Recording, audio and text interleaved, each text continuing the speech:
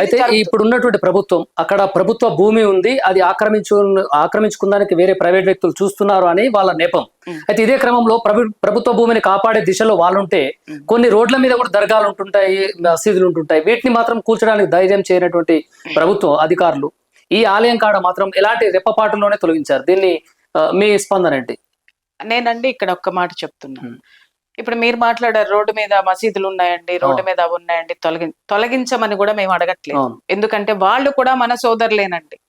వాళ్ళని మనం ఎలా గౌరవిస్తున్నామో, మీరు రోడ్డు మీద ఉన్న మసీద్ తొలగించకపోయినా ఒక హిందూ వచ్చి అడగల, ఒక హిందూ అభ్యంతరం చెప్పలా.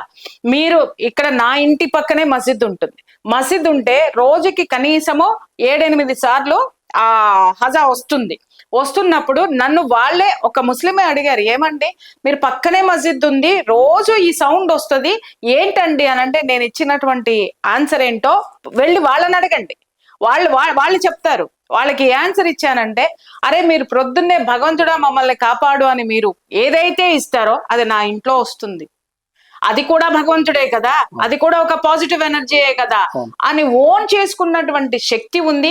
అలాగే ఇప్పుడు కూడా చెప్తున్నా, నా ఇంటి పక్కన ఉన్నటువంటి ముస్లిమ్స్ మొత్తము కూడా ఇవాళకి నేను వెళ్తే చాలా మర్యాదగా చూస్తారు నన్ను. కాబట్టి వాళ్ళు నన్ను అంటారు అమ్మ అనే పిలుస్తారు, అంత గౌరవంగా ఉంటారు. వాళ్ళని మేమేమే అన్నాం, వాళ్ళ యొక్క నమ్మకాల్ని మేము కూడా గౌరవిస్తాం, అన్నీ గౌరవిస్తాము. ఎందుకంటే వాళ్ళు మన వాళ్ళేనండి, మన మూలాలే కదండి. వాళ్ళు ఎక్కడి నుంచో, వాళ్ళేమి వేరే దేశం నుంచి ఇక్కడికి రాలేదు, భారతీయులే ముస్లింలుగా మారారు, వాళ్ళు కూడా భారతీయులే.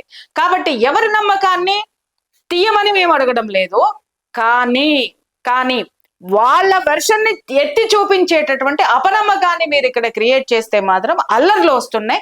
ఇక్కడ అల్లర్లు క్రియేట్ చేస్తుంది ప్రభుత్వాలు తప్ప జనం కాదు.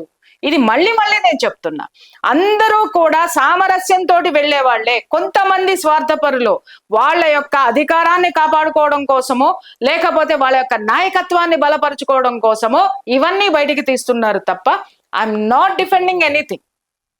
అవి తీసేయండి, ఇది దమ్ముందా, ఇది లేదా, నేను మాట్లాడను. అవి ఉంచండి, మీరు ఉంచారు, మేము గౌరవిస్తున్నాం, కానీ మా గుళ్ళని ఎందుకు తీస్తున్నారు, దీనికి సమాధానం చెప్పండి.